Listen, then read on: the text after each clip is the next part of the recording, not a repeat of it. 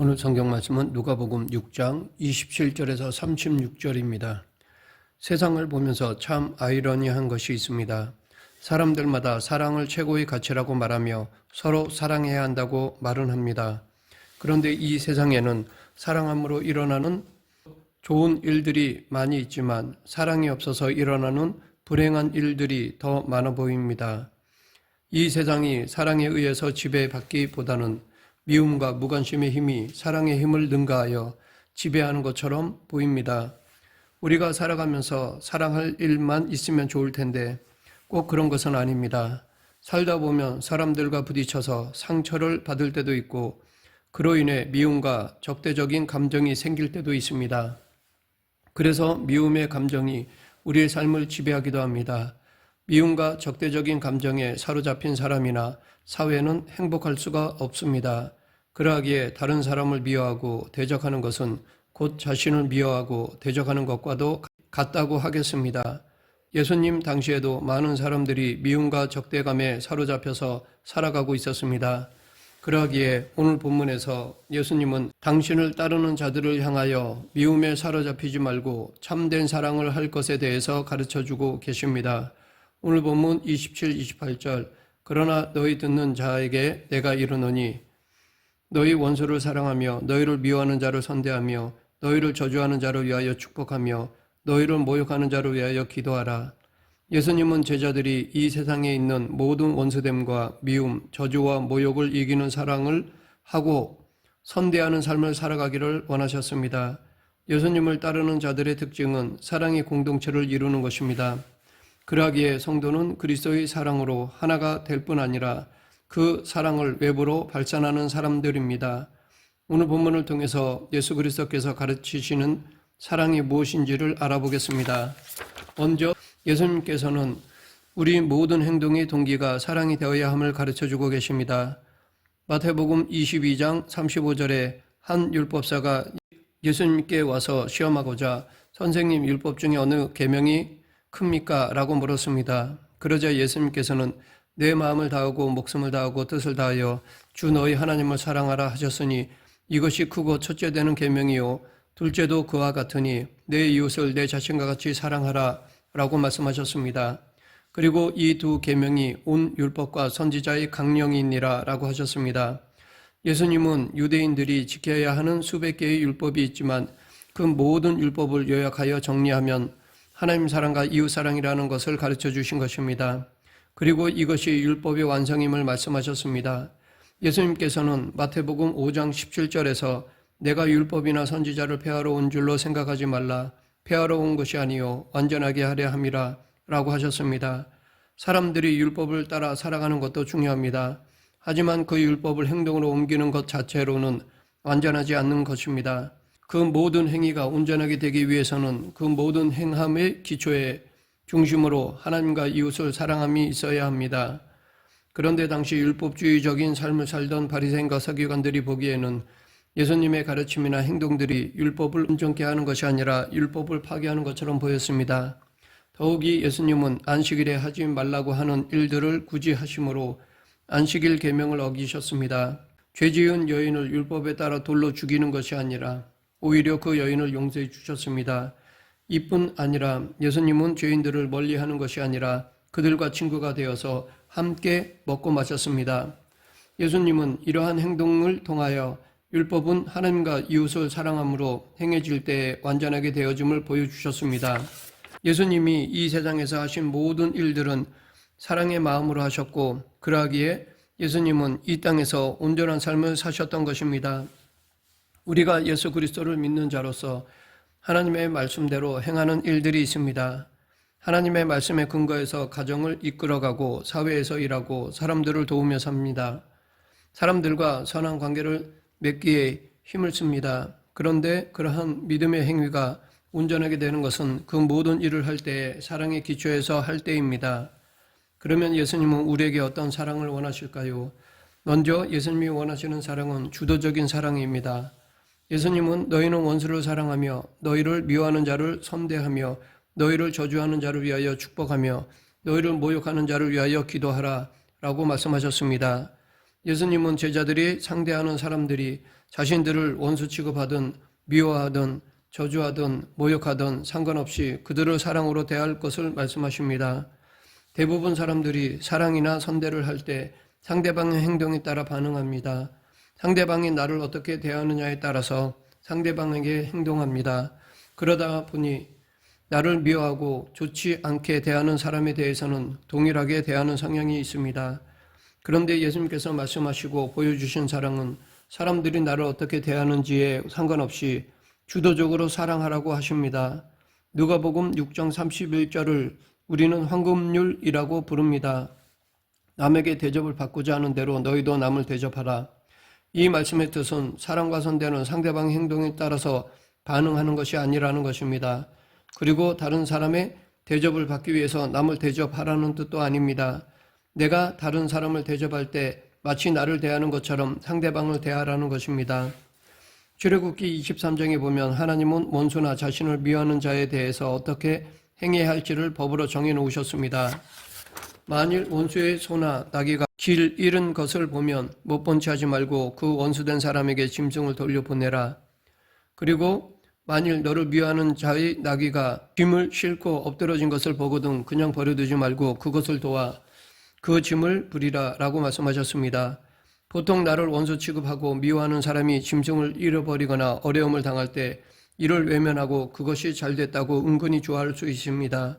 그런데 하나님은 이때 그 원수의 어려움을 못 본 채 하지 말고 그때 그 사람을 도우며 선대하며 사랑을 베풀라고 하십니다. 그러기에 우리는 자신을 미워하는 사람에게 어려운 일이 있을 때 그것은 하나님이 자신을 위해서 원수를 갚아주셨다고 보아서는 안 될 것입니다. 만약 그렇다면 하나님은 길 잃어버린 원수의 짐승을 보거나 원수의 나귀가 넘어지면 도와주지 말고 못 본 채 하고 하나님께 영광을 돌리라고 하셨을 것입니다. 그러나 하나님은 자신과 원수된 자가 어려움에 있을 때 그 사람을 선대함으로 그 사람과의 어그러진 관계를 회복하는 통로로 사용하기를 원하십니다. 하나님께서는 사람들 사이의 관계가 미워하고 저주하는 관계로 되는 것을 원치 않으십니다.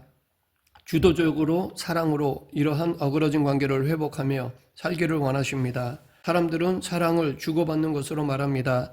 하지만 때로 사랑을 주지만 그 사랑이 준 만큼 돌아오지 않을 때가 있습니다. 그래도 예수님은 상대방의 반응에 따라 사랑할지 말지를 결정하는 것이 아니라 무조건 사랑하라고 하십니다. 왜냐하면 사랑을 할 때 돌려받을 것을 기대하면서 하게 되면 그 사랑은 온전하지도 않을 뿐 아니라 오래갈 수도 없기 때문입니다. 예수님이 말씀하시는 사랑은 주고받고 하는 것이 아니라 돌려받지 못해도 주고 또 주는 것입니다. 예수님의 사랑은 능동적이었고 주도적이셨습니다. 상대방이 예수님의 사랑을 왜곡하고 받아들이지 않아도 죽기까지 사랑하셨습니다. 당신을 핍박하고 죽이려는 자들을 향해 오히려 예수님께서는 죄와 죽음의 권세로부터 구원하셨습니다. 이렇게 사랑은 주고받는 것이 아니라 그냥 주는 것입니다. 무엇을 바라고 하는 사랑은 예수님이 원하시는 사랑이 아닙니다. 계속해서 예수님이 원하시는 사랑을 하기 위해서는 사랑의 지경을 넓혀야 합니다. 예수님은 제자들에게 도전하시기를 너희가 만일 너희를 사랑하는 자만 사랑하고 선대하는 자만을 선대하면 칭찬받을 것이 무엇이냐? 죄인들도 이렇게 한다라고 말씀하셨습니다. 사람들마다 사랑을 나누는 공동체가 존재합니다. 사회적으로 볼 때 사랑이 없어 보이는 악명 높은 사람이라고 할지라도 가족이나 친구들과 사랑을 주고받는 사람들이 있습니다. 사람들마다 사랑의 공동체가 있는 것은 좋은데 문제는 그 사랑의 공동체가 공동체 밖의 사람들은 외면하며 심지어 적대적인 입장을 가진다면 그들의 공동체를 사랑의 공동체라고 말할 수 없다는 것입니다. 당시 유대인들이 그러한 성향이 있었습니다. 내 이웃을 내 몸과 같이 사랑하라 라고 했을 때 그들에게는 이 이웃의 범위는 아주 제한적이었습니다. 자기 동족이나 자기와 뜻을 같이 하는 사람들이 이웃이었고 이방 사람들은 그 이웃의 범주에 들지 않았습니다. 즉 그들의 문제는 이방 사람들에 대해서 배타적이었다는 것입니다. 예수님께서 사랑을 말씀하실 때 그것은 내가 속한 공동체만을 사랑하고 다른 외부 사람들에 대해서는 외면하거나 적대적으로 대하라는 것이 아닙니다. 오늘날 사람들이 사랑을 외치지만 편협한 사랑으로 인해서 오히려 외부의 사람들에 대해서 미워하고 대적하는 일들이 일어나고 있습니다. 이럴 때 공동체 안에 있는 사랑의 힘이 외부를 향해서는 미움과 증오의 힘으로 발산됩니다. 그로 인한 인종차별, 계층 간의 차별은 심각한 문제입니다. 그런데 다른 인종과 계층에 대해서 증오하고 차별하는 이들은 반대로 자신이 속한 공동체에는 강한 애정을 가지고 있습니다. 자신이 속한 공동체에 대한 애정이 다른 공동체에 대한 차별과 미움으로 나타납니다. 국가 사이에 외교적인 갈등이 일어났을 때 사람들은 자신의 나라에 대한 애국심이 더욱 커집니다. 그런데 반면에 내 나라에 대한 애국심은 다른 나라에 대한 미움과 적대심으로 표출하게 됩니다. 나와 동질성을 가지고 있는 사람들끼리 이웃이라고 해서 사랑하고 나와 다른 이들에 대해서는 외부인이라고 해서 적대시하며 미워한다고 하면 그것은 예수님께서 원하시는 사랑의 모습이 아닙니다. 왜냐하면 그렇게 되면 나는 열심히 사랑하는데 오히려 나의 사랑으로 인해 세상은 미움과 갈등이 발생되기 때문입니다. 예수님이 원하시는 사랑은 내가 속한 공동체를 넘어 나와 다른 영역 속에 있는 사람들까지도 품고 사랑하는 것입니다. 그러기 위해서는 우리가 속한 사랑의 경계선을 지속적으로 확대해 나가는 작업이 필요합니다. 예수님은 사랑의 경계선을 지속적으로 확대해 나가신 분이셨습니다. 예수님은 거룩하신 분이지만 그 당시 사람들이 정죄하며 미워했던 세리와 죄인들의 영역으로까지 들어가셨습니다. 그리고 그들을 친구로 삼으셨고 사랑하셨습니다. 예수님은 유대인들이 멸시하는 사마리아 사람들의 마을을 찾아가셔서 그들을 만나 복음을 전하시며 그들에게 사랑을 베푸셨습니다. 이렇게 예수님의 사랑은 차별이 없으셨습니다. 예수님은 이 세상의 모든 이들을 사랑의 대상에 두셨고 그 모든 이들을 사랑하셔서 십자가에서 돌아가셨습니다. 그러하기에 예수 그리스도의 십자가의 사랑을 따르는 자들은 사랑도 예수님과 같이 해야 합니다. 나를 원수로 여기고 미워하고 저주하고 모욕하는 사람들까지도 품을 수 있도록 사랑의 경계선을 지속적으로 확장하는 사람으로 살아가야 하는 것입니다. 우리의 사랑이 내가 속한 공동체뿐만 아니라 나와 다른 사람들을 향한 사랑으로 확대될 때 사랑이 미움을 이기는 그리스도 사랑의 능력이 이 땅에 나타나는 것입니다. 마지막으로 우리가 예수님처럼 원수까지도 사랑하는 사랑을 할 때 주어지는 최고의 영예는 하나님의 아들이 된다는 것입니다. 그리고 하나님을 닮아간다는 것입니다. 오늘 본문 35절에 보면 예수님은 제자들이 지극히 높으신 이의 아들이 되는 방법에 대해 말해주고 있는데 바로 원수를 사랑하고 선대하며 아무것도 바라지 말고 구워주라 라는 것입니다. 예수님이 하나님의 아들이심을 증명되는 것은 예수님이 이 세상에서 대단한 기적과 권력을 행하셨기 때문이 아닙니다. 예수님의 하나님 아들 되심은 예수님이 이 땅에서 행하신 사랑으로 증명되셨습니다. 예수님은 자신을 대적하고 미워하는 자들을 사랑으로 대하셨습니다. 당신을 저주하고 모욕하는 자들을 위해서 기도하셨습니다. 예수님이 모든 이들을 사랑하심으로 하나님의 아들임이 증명되셨던 것처럼 우리가 높으신 하나님의 아들임을 증명하는 길은 우리가 모든 사람을 사랑하며 살아가는 것입니다. 그리고 다른 이들을 사랑으로 대하는 것은 하나님 아버지의 모습을 닮아가는 것입니다. 예수님은 하나님에 대해 그는 은혜를 모르는 자와 악한 자에게도 인자하셨다라고 말씀하셨습니다. 이처럼 하나님은 당신의 은혜를 깨닫고 살아가는 사람에게만 인자를 베푸신 것이 아닙니다. 하나님이 베푸신 은혜를 깨닫지 못하고 살아가는 자들에게도 여전히 은혜를 베푸셨고 악한 자에게도 인자하심으로 대하셨습니다. 요한일서 4장 8절에서 사도 요한은 하나님은 사랑이심이라 라고 하였습니다. 하나님을 사랑이라고 말할 수 있었던 것은 하나님은 누구를 대하든지 간에 사랑으로 대하셨기 때문입니다. 그러하기에 우리가 다른 이들을 사랑하고 있다는 것은 우리가 하나님의 자녀로서 그분을 닮아가고 있다는 증거가 됩니다.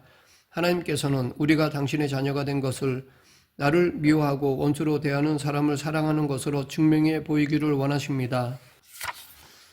세상에 사랑을 외치는 사람들이 많이 있지만 이 세상이 사랑으로 행복해 하기보다는 사회에 만연한 미움과 갈등으로 두려워하며 신음하고 있습니다. 세상 사람들이 말하는 사랑의 방식으로는 이 땅에 있는 미움과 갈등을 이기기에는 너무나 허약합니다. 그러하기에 예수님은 보다 적극적이고 성숙한 사랑을 우리에게 요구하십니다. 예수님이 요구하시는 사랑은 주고받는 것을 기대하며 하는 것이 아니라 상대방의 반응과 상관없이 주도적으로 주는 것입니다. 그럴 때 사랑이 우리를 지배하고 미움을 이길 수 있습니다. 또한 우리의 사랑의 지경을 넓히는 것입니다. 우리가 속한 공동체의 사랑이 외부 사람에 대한 미움과 적대감으로 표출되지 않도록 해야 합니다. 내가 속한 공동체의 사랑이 외부 사람들에게도 사랑이 되어야 합니다. 그럴 때 그리스도의 사랑이 우리를 통해 세상에 흘러가게 됩니다. 말씀을 맺겠습니다. 오늘날 이 시대에는 차별과 미움으로 인한 상처가 만연해 있습니다. 그런데 미움을 이기고 이 땅을 치유하는 사랑은 예수님께서 가르쳐 주시고 행하신 사랑밖에는 없습니다. 미움과 대적함이 만연한 이 시대에 예수 그리스도께서 가르쳐 주신 사랑을 행함으로 이 세상을 치유하고 하나님의 자녀됨을 증명하는 저와 여러분이 되길 간절히 축원합니다. 기도하겠습니다. 사랑과 은혜가 풍성하신 하나님 아버지, 예수님의 사랑을 본받아 이웃을 사랑하고 하나님께 영광을 돌리는 저희들이 되게 하여 주시옵소서. 예수님 이름으로 기도드립니다. 아멘.